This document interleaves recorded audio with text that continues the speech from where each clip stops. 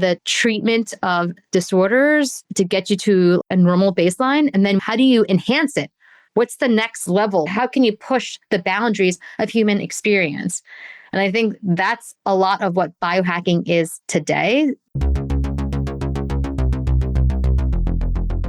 So today's episode is a conversation between Erum and I, recapping what we've learned based on recent conversations, events, presentations, and news on biohacking. This fits right into the ethos and idea of the Grow Everything podcast, because we not only talk about growing everything and transforming the world with biotechnology, but part of transforming the world is also making our lives healthier and happier and even living longer. Enjoy the episode.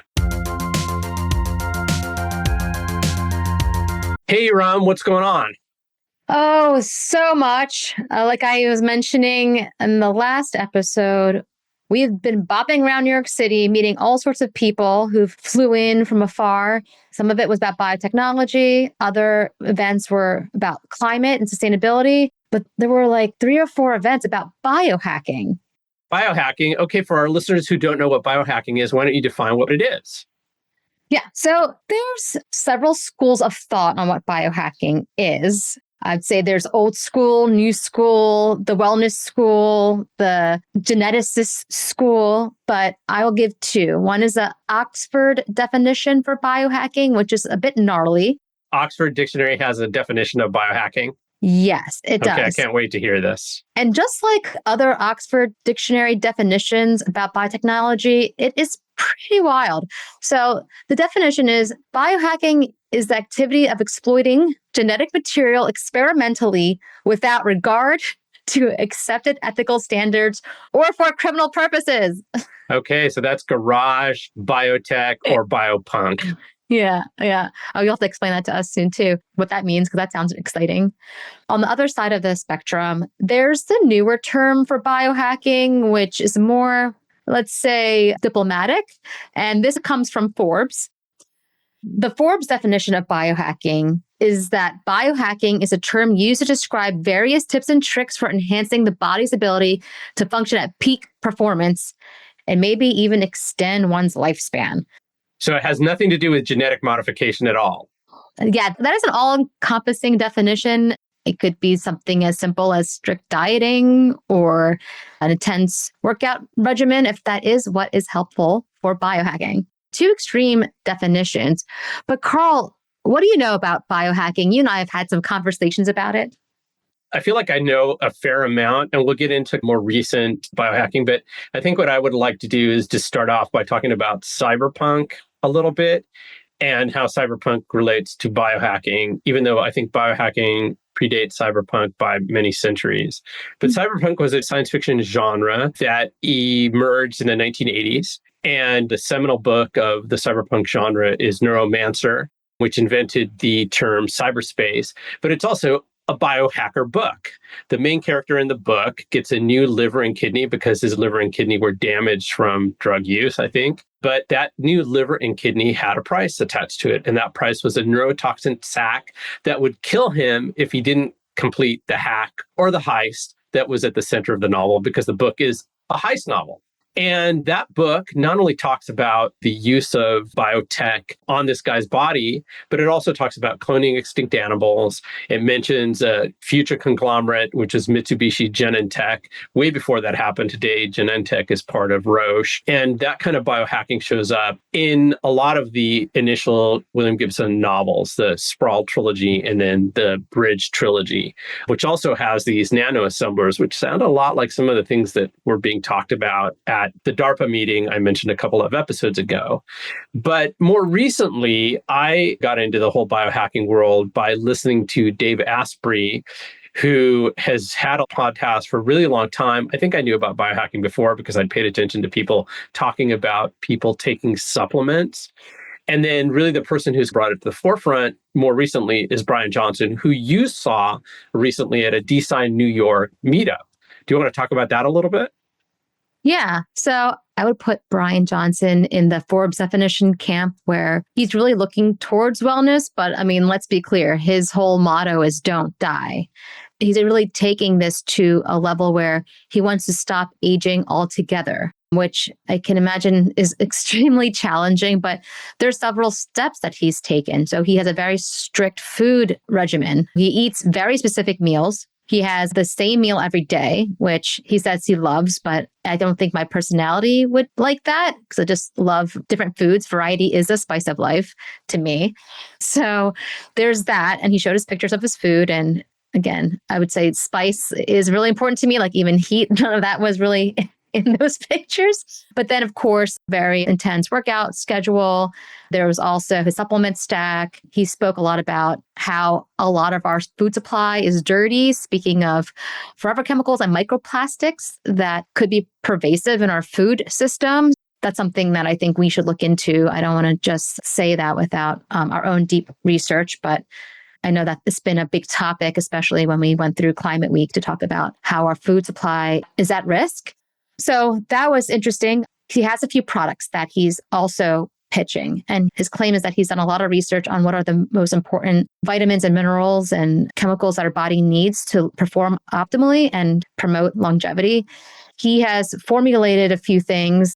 I think there's an oil, there's other pills and powders.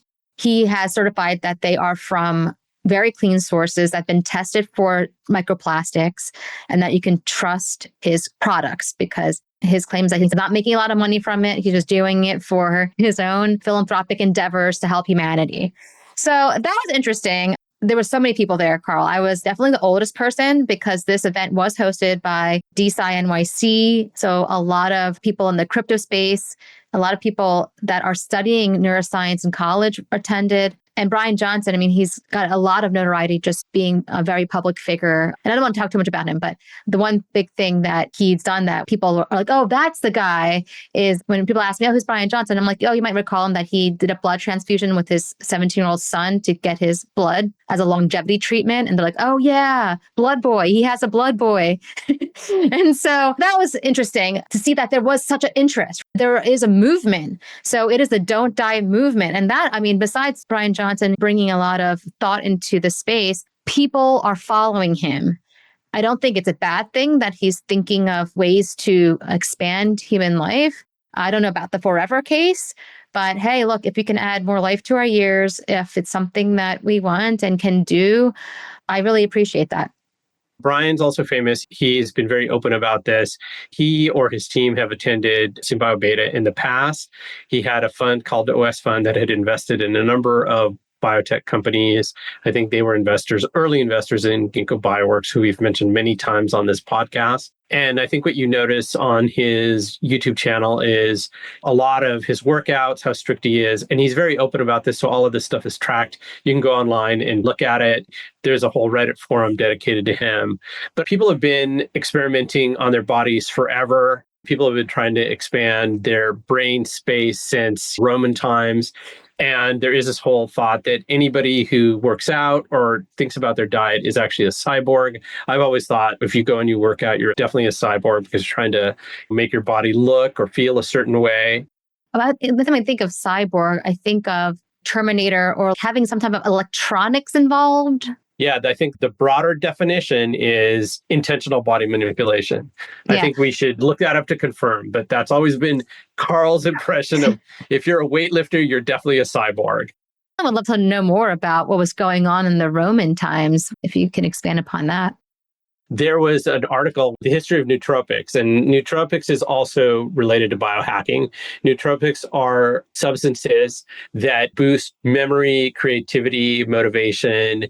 They're supposed to promote brain health. And the term of nootropic is very new. That was penned in the 1970s by a Romanian doctor. But in ancient times, ancient Egyptians, they like to take things like blue lotus for its calming and mind-enhancing properties. Traditional Chinese and Ayurvedic medicine systems also use botanicals. People have been using botanicals to enhance their brain, and that's also a form of biohacking. But biohacking encompasses a lot. What did we miss, or what else is it? Yeah. So we talked a little bit about the low-tech biohacking, I'll call it, although I'll give some themes. There's a quantified self, which is still tech. your Aura rings and your biometric trackers to understand how your body's operating. And when you actually do an activity, for example, exercising or sleeping well, how's that influence your biometrics? Then we talked about food, whether it's a very strict routine of eating or restriction, because that's something else that's been known to help with longevity and living a healthier life is to have caloric restriction. But then also what do nutrient dense foods look like, whether they're grown without any gene editing. And you could talk about that in a little bit when we talk about more high tech biohacking, supplement stacks, as you mentioned too. But then there's the other side of very specific interventions, different surgeries that are cosmetic in nature. People think of facelifts, other jobs on the body to make yourself look differently physically. It's so funny that you say cosmetic surgery is biohacking, which I guess in the bigger definition, it is. For me, I've never thought of cosmetic surgery or gastric bypass surgery as being biohacking, but it fits into my definition of being a cyborg. So yeah, I would think cosmetic surgery is more biohacking than taking botanicals. But they all are. That's something that is a public conversation to have. Where does the routine of staying healthy versus biohacking, where is that line cross? And perhaps it is when there's more deep tech being used. So surgeries, for example, we mentioned gastric bypass surgery.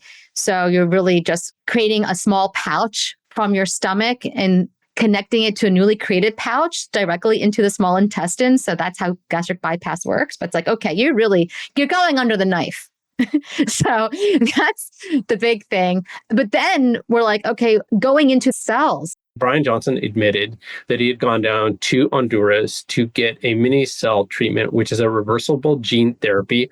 I don't remember if he mentioned what for. It was follistatin. I think that's for muscle growth. And that leads us into this next level of biohacking, this genetic modification as a way of enhancing yourself. Not for medical purposes, but for health purposes. So you mentioned Brian Johnson's gene therapy for increased muscle mass, but then there's different types of biohacking. I mean, maybe they're calling this biohacking or just gene editing, where you can edit your DNA. There's multiple organizations, but there is a source called CRISPR News Medicine that tells you all the diseases that can be gene edited out. Sickle cell anemia is the first one that comes to your mind. Then there's cystic fibrosis, Huntington's disease. And you can get to a point where you're removing these diseases from babies before they're even born. And then that gets into the world of designer babies. So if you're already down there editing away, can you just do a little edit of an eye color or a skin color or a hair color? I'm thinking extremely here, but hey, if my mind goes there, other people's minds go there. So I'm under the impression, and I might be wrong, listeners can correct me on this, that you can already choose baby eye color if you're doing IVF. You're creating multiple embryos before you have them implanted. And I believe that they can already choose eye color. They don't engineer the eye color, but you can choose it and have a good probability of actually having a certain eye color appear when your baby is born. Oh, I think we'll have to check that because I know you can choose if it's a male or female. Yeah. The other thing I'll say on this point is in What's Your Biostrategy, the book that John Cumbers and I published back in 2017, 2018, George Church, who is a Harvard MIT professor, mentioned that enhancement through CRISPR would probably be the first uses of CRISPR. He said that probably some of the first people that would use CRISPR for enhancement would be people who carry certain genes, for example, Ashkenazi Jews, who are trying to prevent that from moving in the bloodline. So that's germline enhancement. But since that book was published, we had the first CRISPR babies born in China. We haven't seen, with the exception of this mini circle follistatin gene editing enhancement, we haven't seen much of this, but it's coming. Karl, why is it important for us to talk about this now? We're 24 years into the biotech century. This is supposed to be the century of biotechnology. And we're seeing that biotech is being increasingly democratized and people can access genetic engineering tools. It's not easy, but you can if you want to. And just put things into context, the book, The Biotech Century, is more than 25 years old. There's a book by Rob Carlson called Biology is Technology, which is 14 years old. There was an article by our friend Andrew Hessel called Hacking the President's DNA, which is already 12 years old. And hey, our podcast is 2 years old. And the Genesis Machine, a book we've talked about a bunch, is 3 years old. And we're seeing progress of biohacking in different ways. On this podcast, we've talked a lot about the interest in longevity. We're seeing people invest in longevity. Montana passed a right to try law, which allows people to access experimental treatments. I think that is mostly for people who are sick, giving them access to preclinical treatments that maybe have not been tried, but I think that could be extended to biohackers. This company, Mini Circle, last year located themselves in this independent ex-country state called Vitalia, where they started offering this reversible gene therapy for muscular disorders, HIV, low testosterone, and obesity. All of these things speak to what's happening in biohacking. Our friend Shelby Newstad, she put out a report on biohacking and had an event on it just a couple of weeks ago, which we mentioned here on the podcast. Do you want to talk about the report and the event, Erum? I wouldn't call it a report. I'd call it a look into the future. Okay. So Shelby Newstad, friend of the pod, and her colleagues at Compound VC got together and really thought about the future of biohacking and all the information that she's learning. As a venture capitalist, Shelby sees so many companies in the biotechnology space across all verticals. She herself is a very deep thinker and PhD in biology. So along with this release of this look into the future, Compound and Shelby brought together some thinkers and doers in the biotech space, us being two of them, which we're very honored to be accepted to come to the event. And they hosted this as an all-morning event at Union Square Adventures here in New York City. And wow, it was incredible. So a part of a Biohacker future, it's online, but they also published a zine. So it's great to hold this. It's beautifully curated. Just the thought of how a biohacker future plays out, it's a story. It's a story grounded in some level of truth of what's going on today and how a lot of these companies are coming up now and how that could influence society and culture. It's really great. I wish we could send you guys the zines. You can send us your email address, but you can access the core information online. So in the show notes again. But this event was great. At the beginning of the event, it was pretty biotech, pharma heavy. They had a few scientists share their work. One company was looking at replacing Humira. It was a very scientific presentation. A long time ago, my thesis in school was the formation of quadruplex DNA in S. cerevisiae. And this was still way too complicated. I mean, that just goes to say that scientists still have a bit gaps when it comes to communicating. But it was still exciting what those scientists were working on in terms of looking at which drugs can be used to extend life, prevent glycolysis, which causes inflammation. So that was interesting. And then as the day progressed, there were more avant-garde people, I guess you can say, who were looking at biohacking by using digital tools, experimenting on themselves, making access to genetic tools more accessible. So opening up protocols, ordering kits. So that's our friend, Josie Zahner, who we hope to get on the pod soon. Josie, if you're listening, you know where to find me. But it was incredible. Karl, what did you take away from the event? You were there. We saw our friends. You were listening to the same things I was listening to. So what did you take away? There's a lot going on is the big takeaway. You mentioned the zine. The zine gives you the overview of what is predicted over the next 5 years. And Shelby told us that even some of the things that are in there have already been done or are already taking place. When I first talked to her about it, when she first released the first 2 years, 2025 and 26, I said to her, your timeline is very aggressive. And that's where she said to me, no, some of this stuff is already happening. There are a couple of things that really stood out to me. One is this idea of the enhanced games, which we've talked about on the pod. So what's the enhanced games? The Enhanced Games is basically a biohacker Olympics. It is an Olympics that is being organized and will probably take place in 2026, where the athletes are able to modify their body using drugs or whatever other means. And each athlete will have a doctor attached to them to make sure that they're not doing anything that's going to put them at risk for dying. So I thought that was one of the things that really stood out to me. Another thing was this idea of gray market peptides. So these are peptides that people are going to start manufacturing that can be taken for health purposes. I think this is something not unlike these supplements that we talked about earlier, these supplement stacks, but they're going to be a lot more specific for different health interventions. And I'll just mention as an aside, something that I've been doing a bit of a deep dive on is Korean beauty. Korean beauty is the cutting edge of aesthetics. It's the cutting edge of the beauty industry in many ways. One of the treatments that I've seen online is you can go to Korea and they will use stem cells to basically treat your face, as it were, without doing any surgery to make you look much younger. It eliminates wrinkles. It gets rid of bags under the eyes.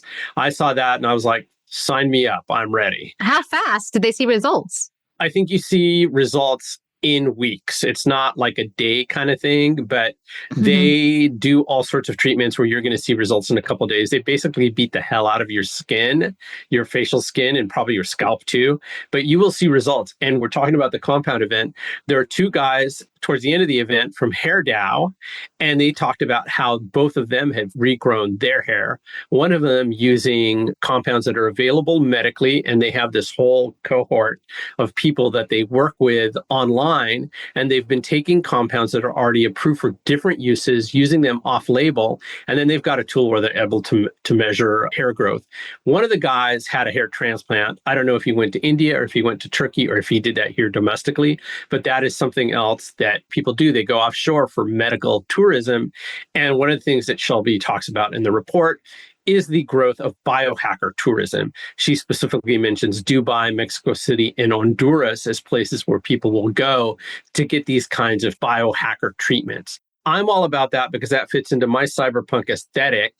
Another thing that fits into that is this rise of biotech in China. And one of the things the report says is that China becomes a leader in continuous hormone monitoring and protein design. But then they go on to incorporate that kind of health data into their controversial social credit system. So we'll see whether that is true or not. That is one of the predictions that is in the report.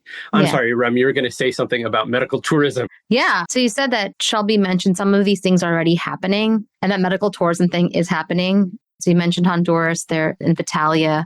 A lot of this, again, is grounded in truth. There was one company that I met recently.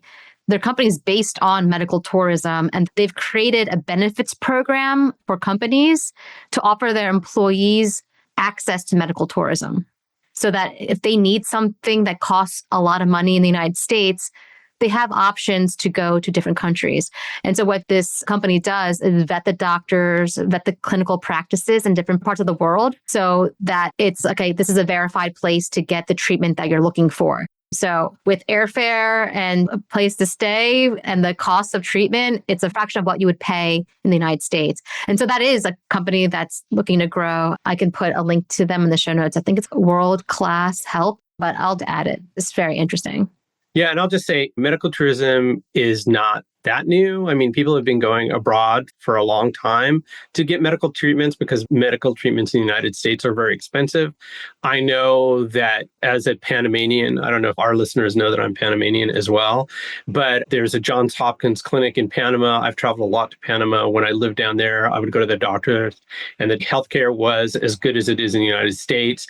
I know people who for decades have gone to Mexico for getting dental work because dentists are very expensive. I know people also do that in Panama and Costa Rica. India and Turkey are well-known spots for medical tourism, particularly in the hair care space.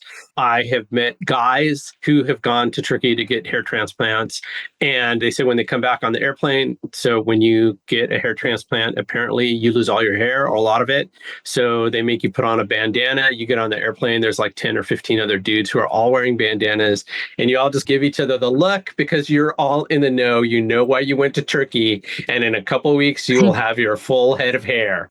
So as these kind of gray market products, stem cell products, which are available in China and probably other places, as they become more available outside the US and people want access to them without having to go through that pesky FDA, people will take their money and go to other countries and maybe take advantage of this world-class health that you're talking about. But what was surprising to you about the report, Erum? What other kinds of things? I can talk about a ton of other things that I was super like, yeah, that's going to happen or that's not Oh, going to happen. yeah, it's a lot. Some of the things that stood out to me was this concept of nutrient dense foods. I loved So that. that was incredible. Not just nutrient dense, but also different flavors, which I was like, interesting. In the prediction and the minds of the people at Compound and Shelby, they were saying, hey, look, you can make kale taste like chocolate. I don't know about sweet lettuce, but I love the idea that if I'm eating a salad, it gives me everything and more, especially if we look at what biological processes do I need to maintain and enhance. I loved that, especially thinking of people that we had on this podcast that are looking at synthetic biology and biomanufacturing. Like it could be nutrient dense, like plants or supplements, of course, or a variety of other things that we intake. So that's something that I thought was very on point. And it also stems a bit from history too. Think about the golden rice to create more nutrient dense, was that vitamin A for the golden rice? That's just one vitamin, but let's consider what is the supplement stack or the vitamin stack in carrots. That could go in so many directions in terms of how do we look at the confluence of molecules, not just one. And this parallels the conversation led by Professor Alan Cohen of Columbia University's Aging Center. He's a longevity associate professor and so much fun to talk to. I mean, after his presentation, I went right up to him and we talked about a lot of things because I do have a background in age tech. But one of the things he brought up is this reductionist view of pharma and how a lot of pharma is looking at one target, one drug. That's the lock and key, and that's all it takes to cure the disease. But that's not the way biology works. There's multiple processes happening. And even when we eat food, we're eating multiple different compounds. And so what is that? What are those entourage effects of supporting compounds if there are like keystone compounds in a food? And then taking that mindset into the pharmaceutical world. I mean, now we're talking about combination drugs, but is that 5? Is that 25 compounds in a treatment? And what does that look like? This stems the world of food and pharma, right? Food as a medicine. We're eating, we're consuming, our biological processes are continuous. Technically, we should be eating 3 times a day or 5 small meals is what I like to do. So like you're Or constantly, one meal. or one meal like Carl does, which is hard for No, lunchtime sometimes. no, I don't do that every day. I know. I do have a comment on this. So we were in a conversation a couple of days ago with a group of people, and they were talking about, I think they were talking about food. And I brought up this thing that we're seeing this trend. Like we've talked a lot about PFAS and forever chemicals on this podcast. And that idea is becoming very mainstream. There are PFAS in everything. The New York Times Magazine had a cover article about it, and the story pops up continuously. I was listening to another podcast, which I do, My First Million, and they were talking about PFAS and forever chemicals. So we're going to see a trend where people will want to buy foods that are PFAS free, guaranteed PFAS free. You mentioned Brian Johnson's supplements as being known for being clean. So I think that trend of forever chemical free, microplastic free foods leads perfectly into nutritionally enhanced foods that are not processed foods.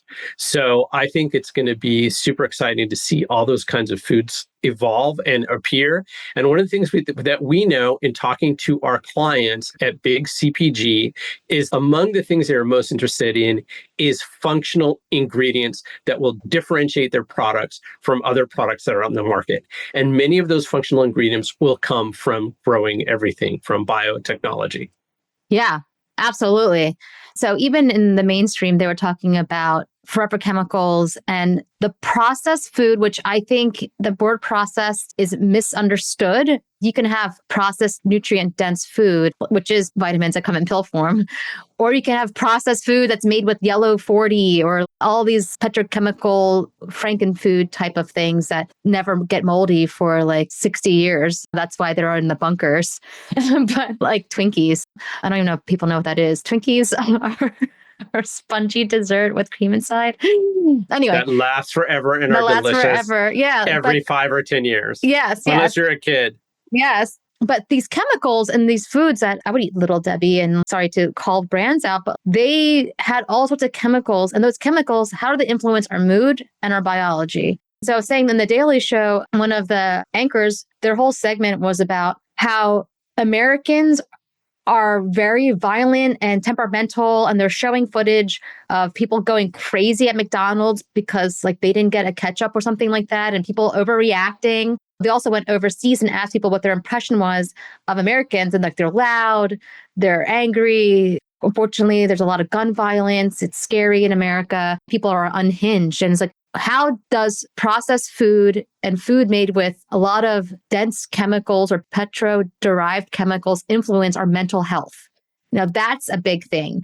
And so I was thinking of that when a part of a biohacker future, they mentioned neuromodulating devices and how to enhance our thinking and cognition.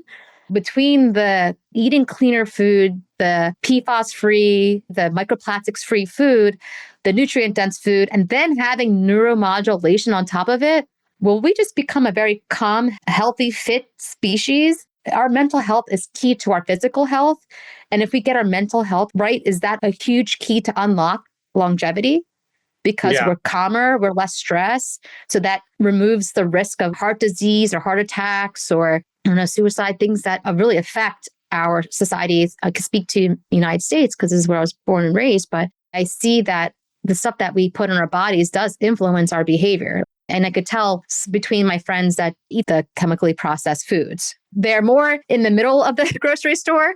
And then I have my friends that are on the edges of the grocery store. And you can tell a little bit of a difference in their mental state. I'm not going to mention names. And I know all my friends are going to call me. You're like, do you think I'm crazy because I eat junk food? It's not junk, Erum. It's nutritionally processed, chemically processed food.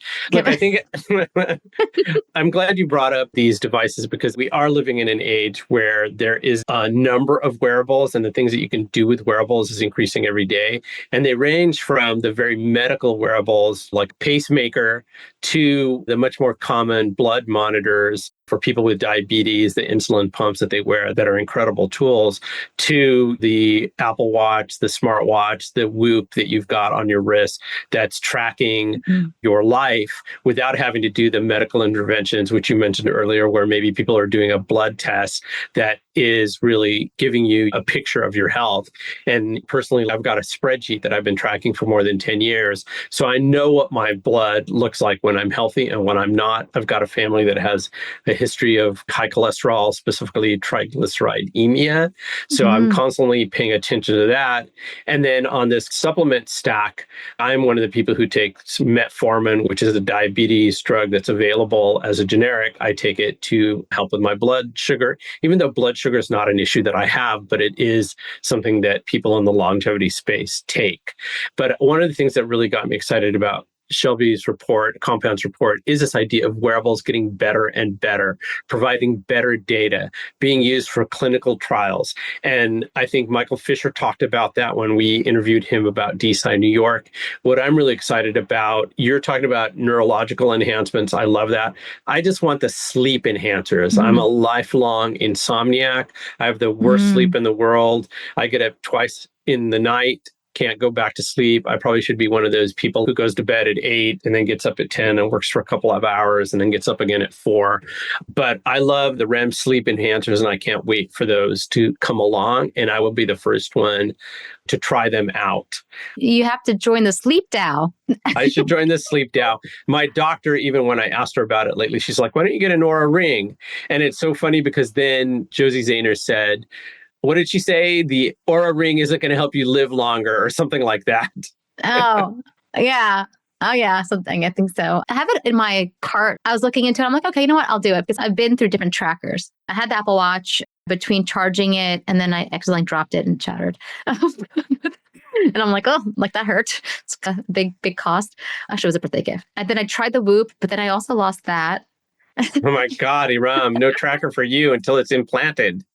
Oh, okay. Yeah. Where was that in a biohacker future? Implanted devices.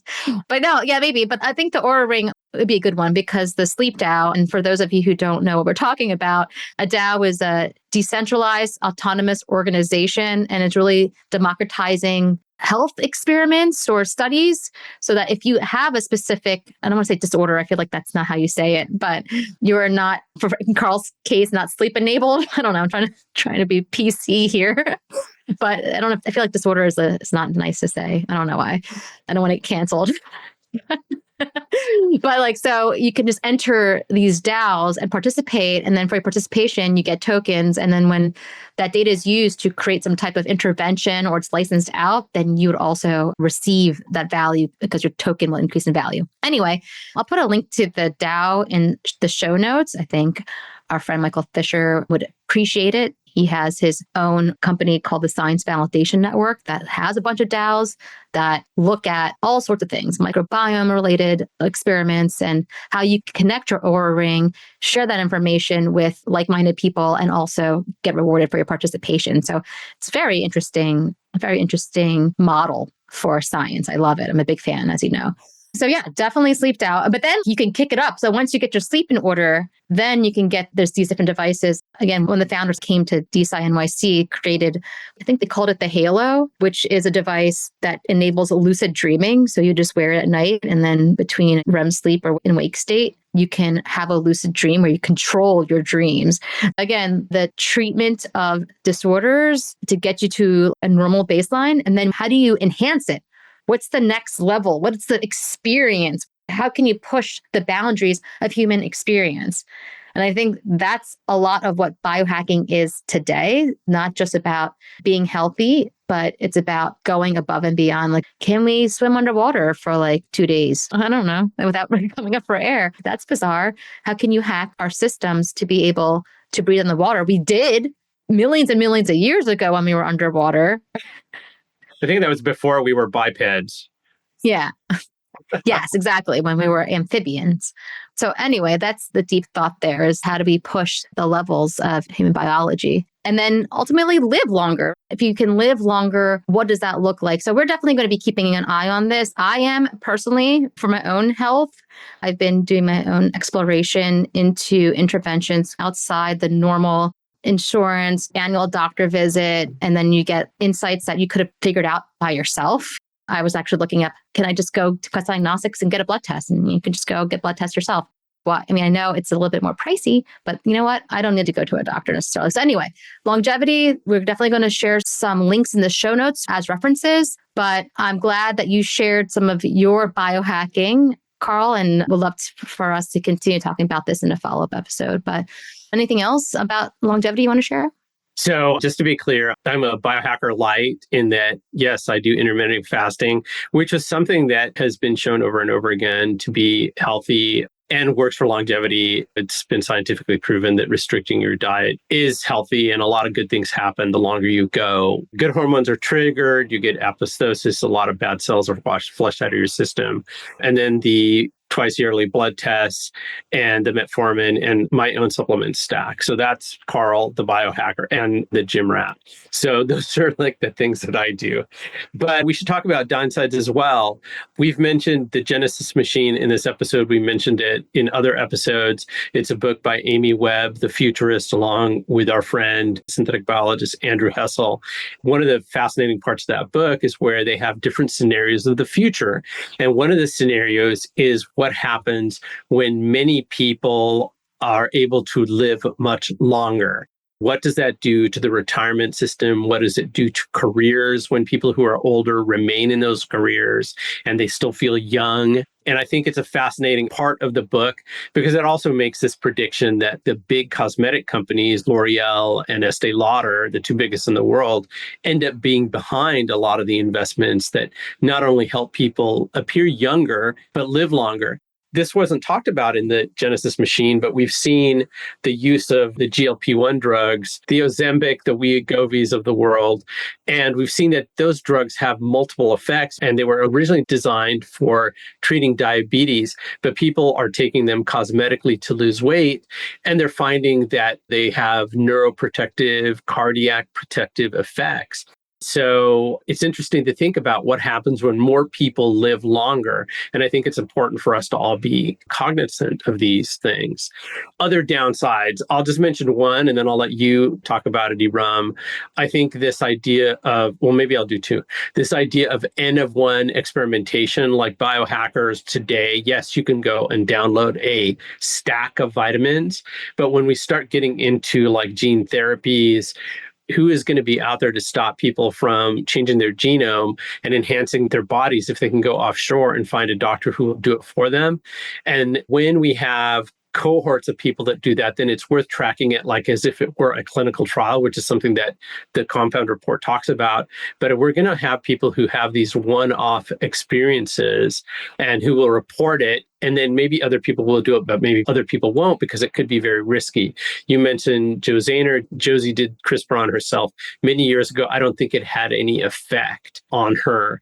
But one of the things that the compound report talks a lot about is regulation and how regulations will change based on geopolitics, based on the technology advancing. And we haven't even talked about religion, which is its own whole thing, which I don't know if we should get into in this podcast. But what do you see as being the downsides of all this biohacking, Erum? Yeah, it's still so new and biology is so complex. You and I were talking, and I just finished this book called The Next 500 Years, written by Christopher Mason.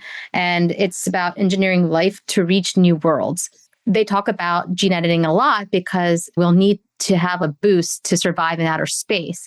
So it's incredibly rich in science and imagination, not even imagination, but prediction. So Chris Mason has done a beautiful job with all of his colleagues that he acknowledges in the book from NASA, from his labs and in the universities that he's been affiliated with. But one thing he mentions is this concept of pleiotropy.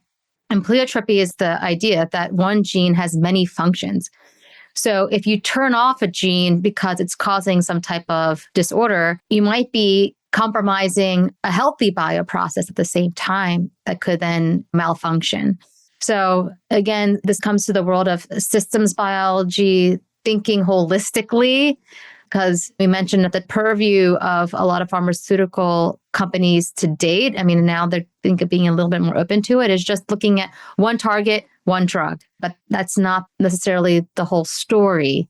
So this could be the reason why we see side effects or drugs that might not be efficacious to certain people, because we're not considering someone's whole biology and how it works today and what it consists of today. What's their biochemistry looking like at the moment of treatment? And what is that treatment doing?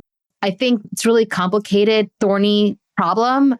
We haven't said it today yet, but now we're going to say it's probably where AI could come in, being able to consume large streams of information and provide predictions, generate insights that can inform the user. One thing that comes up often when we're talking about biohacking is that a lot of these people are smart, they're well researched, and they feel like they have more information than doctors do. So they're taking it upon themselves to make decisions. So if you have all the information, you need to make a decision that, okay, if your blood work looks like this and you have all the information, you can make certain decisions. Now, it depends on what kind of decisions you're making, if they're life-threatening, if it's like, all right, you need to lose 5 pounds. There's a lot of complexity to that. There's a spectrum. There's a spectrum. If you have cancer, let's go talk to a doctor. But many doctors too. You shouldn't just leave it all on the medical establishment because things are changing very rapidly. So I thought that was very interesting. Let's all work together to think about all aspects and what tools can we use to make better decisions when it comes to using some of these therapies for our health. And you mentioned the religious thing. Yeah, it's always complicated when you're messing with biology. I mean, it's hard, but I think a lot of it depends on how you practice religion. Is it a set of rules that you're following very strictly? Or is it a philosophy and a set of beliefs that help guide you in the right direction? So that's it's a tough one. But I think when it comes to everyday decision making, you got to have faith, and you have to have some information. Yeah, it's funny. We made it through the whole episode without talking about AI, and yet we know that AI is going to play a big role in this. Wasn't that one of the things that Brian Johnson said when you saw him at DSci NYC, that he is developing an app that's going to help you make better decisions? So is that true? No, he's actually not using AI per se, but he did say he's going to drop a Don't Die app. I don't know if it's about tracking your own metrics or has supplement stacks. I don't know if it's a way just to sell more products to the end user. So he did get asked questions about, is AI going to save us? He's like, I don't know, but this isn't about AI. This is about sharing information. And if people want to make their own decisions on what to eat and how to live. He always kept coming back to these scenarios where he's like, are you going to watch that extra show on Netflix or are you going to go to sleep? Are you going to go out and have that extra drink or are you going to go home and sleep? And I'm like, he's basically saying, don't party and don't stay out too late and you'll be fine. Right. Well, I mean, I think we do live in a sleep-deprived society, and there are a lot of things that we do that are not healthy for us. So I think that's where he's coming from. I know some of the criticisms of Brian are that he's focused on living longer, so he does not party. He does go to sleep early. Sleep and food are the best medicine, and no one gets enough sleep. I know I definitely don't. We'll get you back on track with your sleep. So anyone that's listening, if you have any interventions for Karl, please call the Grow Everything hotline. We need your help. This is a cry for help. And it can't involve alcohol or drugs, please. I'd like to keep it clean. So I think this is our biohacking episode. Is there anything else that we should have covered, Erum? There's so much, and I think we barely scratched the surface, to be honest. Yeah, it's its own podcast. We'll certainly link to some of the podcasts and other resources so you guys can do your own deep dives. I'm sure it will come up again and again throughout our own podcast because this is about growing everything and growing ourselves as humans. How long can we live? I mean, that's just exciting. That will be a thread that will continue, I'm sure. And I just want to say thank you to Shelby and Compound for doing the report and motivating us and inspiring us to do this episode, because we invited her to come on, but she had a meeting today, so she couldn't make it. But I'm very excited to see how the field progresses, and you may see us around at some of these longevity or biohacking events. Awesome. Any thoughts or comments, please reach out to us. We have the Grow Everything hotline and contact information in the show notes.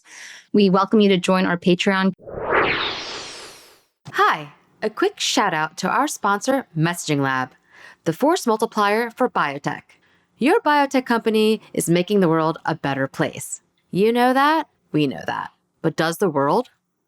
There's a big reason why some biotech companies attract investors, sign up customers, and get attention. That reason is strategic communications. At Messaging Lab, we translate complex science and economics into compelling narratives. And we have done that for the most successful biotech companies across healthcare, agriculture, personal care and beauty, materials, and the list goes on. We're here to make sure your ideas not only get heard, but resonate with your audience. So if it's time to amplify your company's voice, visit messaginglab.com to explore how we can elevate your story and grow your business.